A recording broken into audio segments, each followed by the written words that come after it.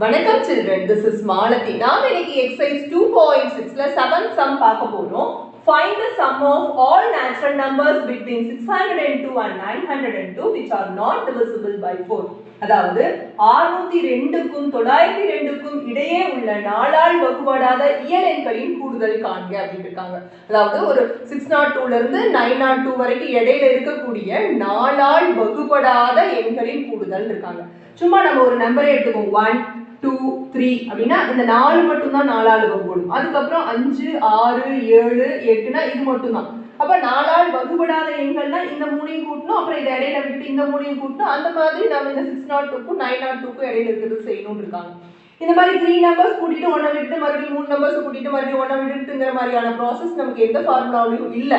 அப்படின்றதுனால நம்ம என்ன முடிவு பண்றோம் அப்படின்னா, நமக்கு நாலால் வகுபடாத எண் 602க்கும் 902க்கும் இடையில வேணும் அப்படின்னா உடனே எல்லா நம்பரையும் 602ல இருந்து 902க்கு இடைப்பட்ட 603 plus 604 plus etc 901 வரைக்கும் இருக்கிற எல்லா நம்பரையும் ஆட் பண்ணிக்கிறோம்.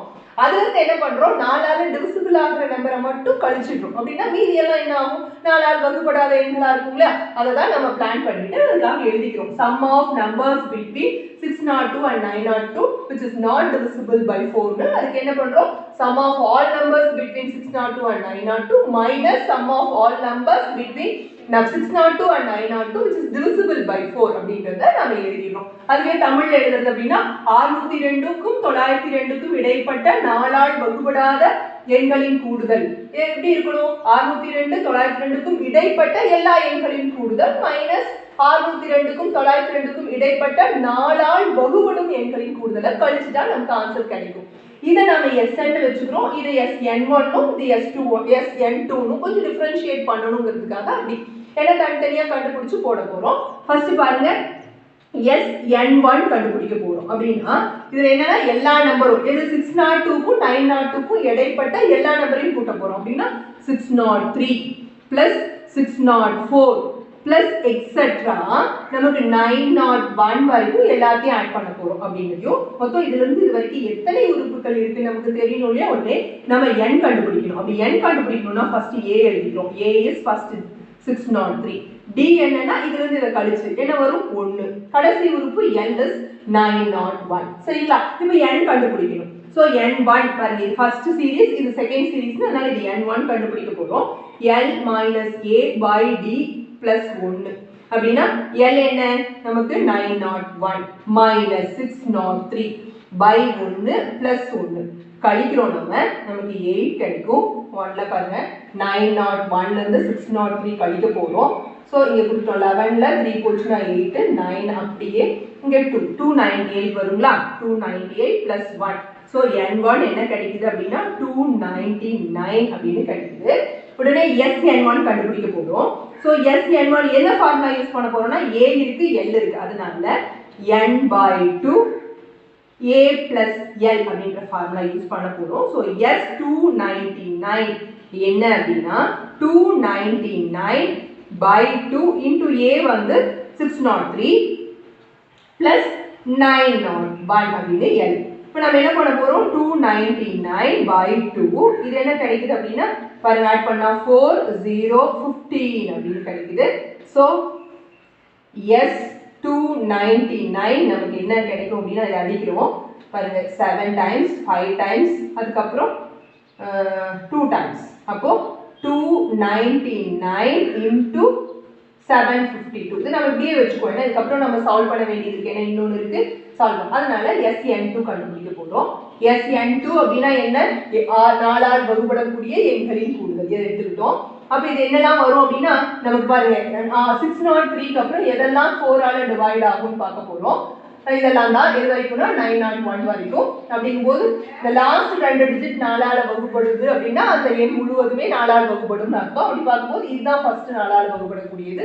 அப்புறம் இன்னொரு டிவிசிபிலிட்டி ரூலும் இருக்கு, கடைசி 2 டிஜிட் 0வா இருந்தா அந்த நம்பர் நாலால டிவைட் ஆகும்னு. அப்ப நம்ம இது 900 வரைக்கும் அப்படிங்கிறது எடுத்துக்க போறோம்.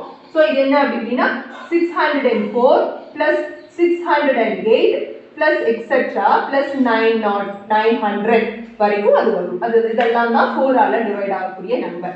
ஸோ நம்ம இதுலயும் a என்னன்னு எழுத போறோம். ஃபர்ஸ்ட் 604 அப்புறம் d என்ன அப்படின்னா 608ல இருந்து 604 கழிச்சோம்னா 4 L என்னன்னா இந்த 900. அதுக்கப்புறம் நம்ம n கண்டுபிடிக்கணும் இல்லைங்களா, n2 கண்டுபிடிக்கணும். சொல்ல போனா L minus A by D plus 1, அதாவது L வந்து 900 minus 604 by 4 plus 1 வருது. சப்ராக்ட் பண்ணணும் அப்படின்னா 900 இருந்து 604 கழிக்க போறோம். 10ல 4 போச்சுன்னா 6, இங்க 9, இங்க 2. ஸோ நமக்கு என்ன கிடைக்கும்னா 296 by 4 plus 1 இருக்கு. n2 4 ஆல டிவைட் பண்றோம் 7 டைம்ஸ், மிச்சம் 1 4 டைம்ஸ், அப்போ 75 கிடைக்குது n2. உடனே நாம என்ன பண்ண போறோம் அப்படின்னா Sn2 கண்டுபிடிக்க போறோம். Sn2 என்ன வரும் அப்படின்னா 75 by 2. A plus L வந்து A 604, L வந்து 900 இல்லைங்களா, அதை எழுதிடுறோம். So 75 by 2, இது ரெண்டையும் ஆட் பண்ணோம்னா 4 0 15. அதே மாதிரி இப்போ 2 ஆல டிவைட் பண்றோம் 7 times 14 5 times 2 times அப்படின்னு நமக்கு என்ன கிடைக்குதுன்னா 75 into 752 அப்படின்னு கிடைக்குது. இது Sn2. நமக்கு தேவையானது இந்த Sn இல்லைங்களா, இதானே நம்ம கண்டுபிடிக்கணும் Sn. So Sn is equal to Sn1 minus Sn2. n1 என்ன பாருங்க, Sn1 இதானுங்க, என்னன்னா இது 299, இது வந்து 75 ஆ, இங்க 75 நம்ம தாராளமா எழுதிக்கலாம். இது S75. சோ இது 75. இதுக்கு என்ன கிடைச்சிருக்கு அப்படின்னா 299 into 752 னு கிடைச்சிருக்கு. மைனஸ் இதுக்கு என்ன கிடைச்சிருக்குன்னா 75 into 752 னு கிடைச்சிருக்கு. ரெண்டுலயும் 752 காமனா இருக்கனால வெளியே எடுத்துட்டோம். இந்த 299 இங்க இதுல இருந்து மிச்சமும் இதுல இருக்கிற மிச்சம் 75 ம் போடுறோம். அப்போ 299 minus 75 பாத்தீங்கன்னா இங்க ஒரு 4, இங்க ஒரு 2, இங்க ஒரு 2. இப்போ நமக்கு என்ன கிடைக்குதுன்னா 752 into 224 னு கிடைக்குது.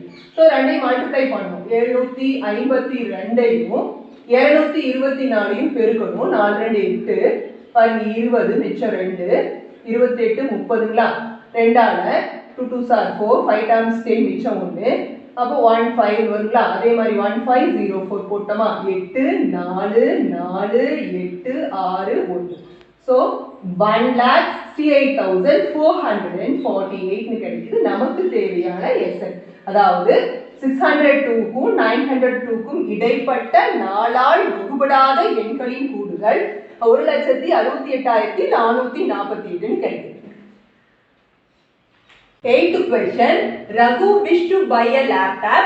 He can buy it by paying rupees 40,000 cash or by giving it in 10 installments as rupees 4,800 in the first month, rupees 4,750 in the second month and rupees 4,700 in the third month and so on.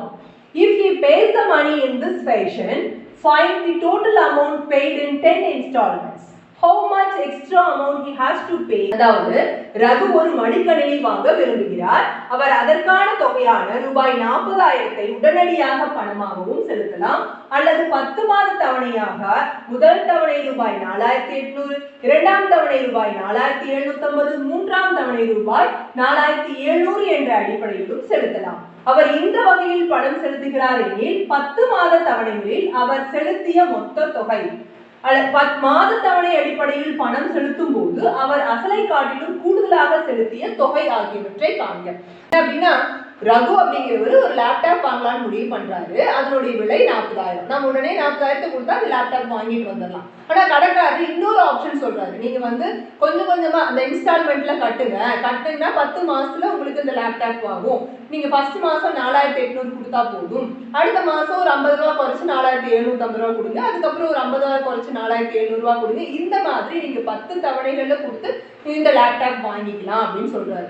ஒருவேளை அவர் அந்த instalment பேசிஸ்ல select பண்ணாருன்னா அவருக்கு எவ்வளவு ரூபாய் மொத்தமா 10 மாசத்துல கட்டுவாரு அப்படின்னு நம்மள கேட்டிருக்காங்க. அப்புறம் இந்த தவணை முறையே செலக்ட் பண்ணா 40,000 காட்டிலும் அது அதிக தொகை வருது, அது எவ்வளவு அதிக தொகை வருதுன்னு கணக்கிட்டு சொல்லுங்கன்னு இருக்காங்க. அப்ப நம்ம முதல்ல அந்த தவணை முறையில வாங்குறோம் இல்லைங்களா, அந்த கால்குலேஷன் தான் பண்ணணும். முதல் தவணை இரண்டாம் தவணை இருக்கு இல்லைங்களா, அதை எழுத போறோம். பை இன்ஸ்டால்மெண்ட் பேசிஸ் அப்படின்னு சொல்லுவோம் இல்லைங்களா இங்கிலீஷ்ல. பை இன்ஸ்டால்மெண்ட் பேசிஸ் முதல் first month, second month, third month, etc. அது தவணை முறையில்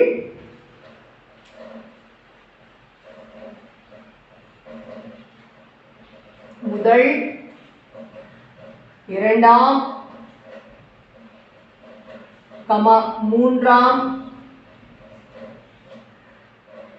தவணையில் செலுத்தும் தொகைகள், தவணையில் செலுத்தும் தொகை அப்படின்னு எழுதிட்டு அவங்க சொன்ன அமௌண்ட் இல்லைங்களா, 4800 ஃபர்ஸ்ட், அதுக்கப்புறம் 4750, அப்புறம் 4700, இந்த மாதிரி அப்படின்னு சொல்லி. ஆக்சுவலா இதை வந்து நம்ம கூடுதல் தான் கேட்பாங்க. இதை நம்ம அப்படியே கொடுக்க அதை ஆட் பண்ணிட்டே போகும் இல்லைங்களா. ஏன்னா 4800ல 50 கழிச்சா 4750, 4750 50 கழிச்சா 4700, இப்படியே போகுதுன்னு போது இது ஒரு அரித்மெட்டிக் சீரீஸ், அதாவது கூட்டு தொடர். அப்ப இதுல ஏ என்ன, ஃபர்ஸ்ட் இருக்கிற 4800. டி என்ன அப்படின்னா இதுல இருந்து இதை கழிக்கிறோம். ஸோ 4750 இருந்து 4800 கழிச்சா டி வந்து -50 அப்படின்னு கிடைக்குது. ஏன்னா டிக்ரீசிங் சீக்வன்ஸ், அப்ப மைனஸ்ல தான் ஆன்சர் வருங்கிறது உங்களுக்கு முதலே தெரியும். இதுல என்ன அப்படின்னா இன்னொன்னு n 10 இன்ஸ்டால்மெண்ட் சொன்னதுனால n ஸ்டெப். சரிங்களா, இப்போ நம்ம என்ன கண்டுபிடிக்க போறோம் அப்படின்னா Sn கண்டுபிடிக்கணும். அப்போ n/2 into 2a plus n minus 1 into d. ஏன்னா நமக்கு L தெரியாது, அதனால இந்த ஃபார்முலா யூஸ் பண்றோம்.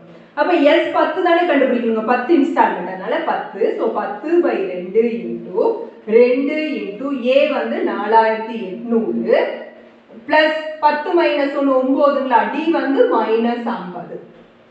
இப்போ இது 5 பாருங்க. ஸோ 5 இங்க 2ஆல பெருக்கிறோம் 9600, இங்க -450. இப்போ 5 into 9150 கிடைக்குங்களா. இப்போ ரெண்டையும் பெருக்க போறோம்.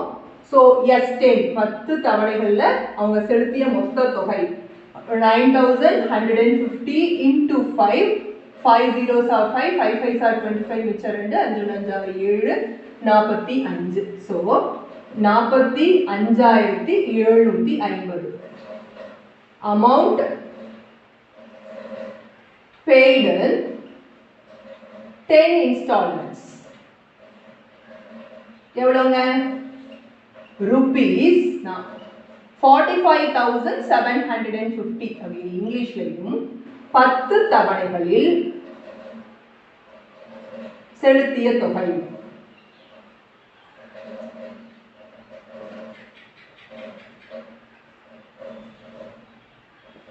ரூபாய் 45,750 அப்படின்னு தமிழ்ல எழுதும். ஃபர்ஸ்ட் क्वेश्चनக்கான. அதே செகண்ட் क्वेश्चन என்னன்னா, மாதத்தவணை அடிப்படையில் பணம் செலுத்தும் போது அவர் அசலை காட்டிலும் கூடுதலாக செலுத்திய தொகையை கண்டுபிடி அப்படின்னு இருக்காங்க. பாருங்க, how much extra amount he has to pay than the cost அப்படின்னு கேட்டிருக்காங்க. அதாவது அசல் தொகையை விட அவர் வந்து எக்ஸ்ட்ரா எவ்வளவு பே பண்ணணும்னு கேட்டிருக்காங்க. அப்போ நம்ம அந்த டிஃபரன்ஸ் செகண்ட் क्वेश्चनக்கான ஆன்சர் கண்டுபிடிக்கணும். என்னன்னா கூடுதலாக செலுத்திய தொகை.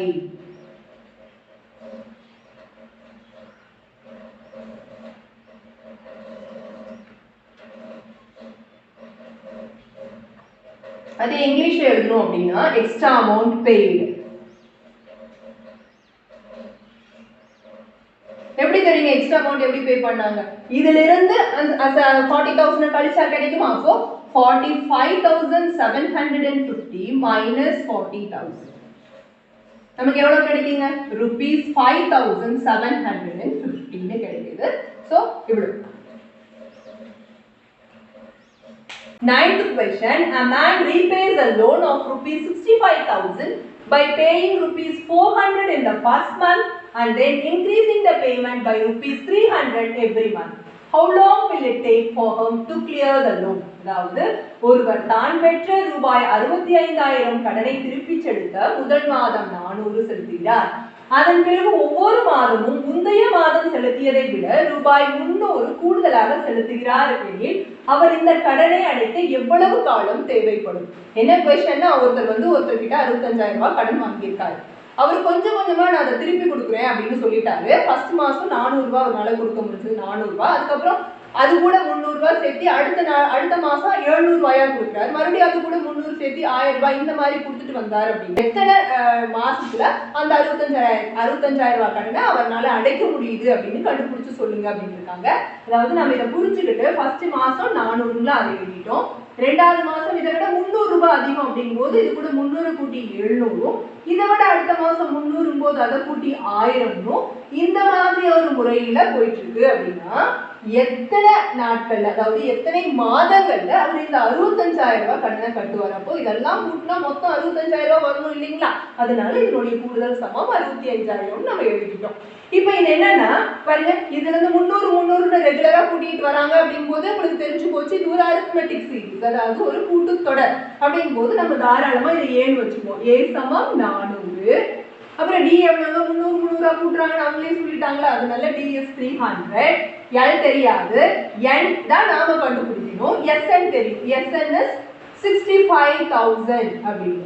அப்போ நம்ம என்ன பண்ண போறோம், எஸ்என் ஃபார்முலா எழுத போறோம். லெஃப்ட் சைடுல n/2 பாருங்க, ஏவும் டியும் தான் தெரியும், அதனால n/2 into 2a plus n-1 into d சமம் 65,000 அப்படின்னு சொல்லி போட்டுருக்கோம். ஏன்னா இதனோட கூடுதல்ல 65,000 வரணும். ஸோ 65,000 நமக்கு ஆன்சர் தெரியும் போது ஃபார்முலா லெஃப்ட் சைட்ல எடுத்துக்கிறோம். n தான் நம்ம கண்டுபிடிக்கணும். ஸோ n/2 அப்படியே இருக்கட்டும். 2 into a பாருங்க 400, அதனால அதையும் எழுதிக்கிறோம். plus n-1 நமக்கு அப்படியே n-1, d வந்து 300, ஸோ 300 போட்டோம். இந்த பக்கம் 65,000. இப்போ என்ன பண்ணலாம்னா உள்ள மல்டிப்ளை பண்ணலாம். முதல்ல இங்க பாருங்க 800 ஆகுமா, பிளஸ் இங்க 300 into n-1 அப்படியே இருக்கட்டும், சமம் 65,000. நம்ம ஃபர்ஸ்ட் உள்ளுக்குள்ளார நம்ம இதை மல்டிப்ளை பண்ணிக்கலாம். என்ன பண்ண போறோம்னா n/2 into 800 பிளஸ் பாருங்க இதால பெருக்க போறோம். ஸோ 300 n பாருங்க, ஃபர்ஸ்ட் இது ரெண்டையும் பெருக்கிறோம், அப்புறம் இது ரெண்டையும் பெருக்கிறோம், மைனஸ் 300 இல்லைங்களா, சமம் 65,000. இப்போ என்ன அப்படின்னா 800 இருந்து 300 கழிச்சிட்டோம்னா நமக்கு 500 இருக்குங்களா, பிளஸ் 300 n உள்ள வெளியே n/2 அப்படி இருக்கு, ஈக்குவல் டு 65,000. நம்ம இந்த 2 அங்க கொண்டு போய் கூட மல்டிப்ளை பண்ணலாம். பட் பாருங்க இதுல இருந்து ஒரு 2 வெளியே எடுத்து இங்கே கூட கேன்சல் பண்ணிடலாம்ல. ஸோ அதை நான் பண்ண போறேன்.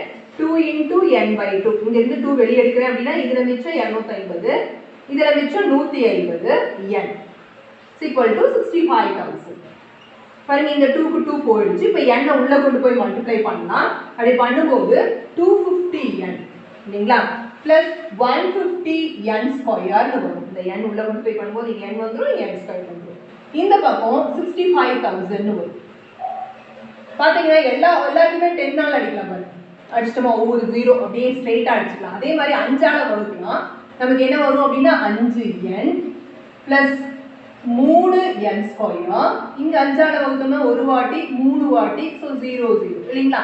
எல்லாமே லெஃப்ட் சைட் கொண்டு வருவோம். 3n square plus 5n minus 1300 equal to 0. இது ரெண்டையும் பெருக்குவோம். நமக்கு வந்து it is a quadratic equation in n இல்லைங்களா, அதனால அதனுடைய ஈக்குவேஷன்ஸ், அதாவது இது ஒரு இருபடி பல்லுறுப்புக்கோவை எண்ல இப்போ n-க்கு 2 மதிப்புகள் கிடைக்கும், அதை கண்டுபிடிக்க போறோம் காரணிப்படுத்தி.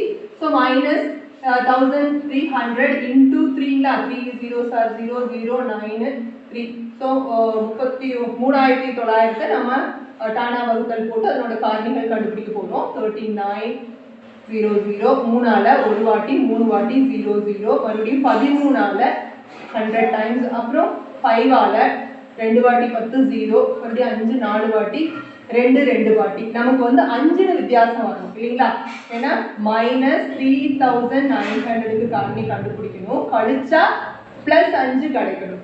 அப்போ நம்ம என்ன பண்ணலாம்னா பாருங்க 13 5 65 கிடைக்கும். 5 5 2 30, 30 2 60ங்களா, ஸோ 60 into 65. அப்போ கண்டிப்பா டிஃபரன்ஸ் 5 கிடைக்கும். நமக்கு இது பிளஸ் 5 வரணும். அப்போ பெரிய நம்பருக்கு பிளஸ், சின்ன நம்பருக்கு மைனஸ். ஆனா 3ஆல மல்டிப்ளை பண்ணி போய் தான் இது வரனால 3ஆல டிவைட் பண்றோம். ஆக்சுவலா இந்த குவாட்ரட்டிக் ஈக்குவேஷனை எப்படி ஈஸியா அதனுடைய ரூட்ஸ் கண்டுபிடிக்கிறதுக்கு தனியாவே ஒரு வீடியோ போட்டுருக்கேன், அந்த லிங்க் கீழே டிஸ்கிரிப்ஷன்ல கொடுக்குறேன், பார்த்துக்கோங்க. ஸோ இதை 3ஆல டிவைட் பண்றோம். 3 2s are 6 0. இது 3ஆல டிவைட் பண்ண முடியாது கம்ப்ளீட்டா, அதனால அப்படியே வச்சுக்கிறோம். ஸோ என்ன கிடைக்கும் அப்படின்னா n equal to 20 ஒரு ஆன்சரும், இன்னொரு ஆன்சர் n equal to -65/3 னும் கிடைக்கும் பாருங்க. -20 கிடைக்கனால அதோட ஆப்போசிட் சைடு தான் நமக்கு n கிடைக்கும். அதே போல இதனுடைய ஆப்போசிட் சைடுல தான் நமக்கு, அதனால இத -65/3 னு எழுதிக்கிறோம். இது ஸ்ட்ரைட்டா +20 னு எழுதிக்கிறோம். எப்பவுமே நமக்கு தெரியும் இந்த n அப்படிங்கிறது ஒரு நேச்சுரல் நம்பர். அத வந்து நாம நெகட்டிவ்ல எழுத மாட்டோம். அதனால அது குறை எண்கள்ல அதை விட்டுருவோம். therefore n equal to 20. அப்ப எத்தனை தவணையில அவர் செலுத்த முடியும் அப்படின்னா பாருங்க எவ்வளவு காலம் தேவைப்படும், இந்த கடனை அடைக்க எவ்வளவு காலம் தேவைப்படும் அப்படின்னா n equal to 20. இப்ப மாதமா செலுத்துறதுனால 20 months. அப்போ 20 மாதங்கள் தேவை அப்படின்னு நம்ம ஆன்சரை முடிக்கிறோம்.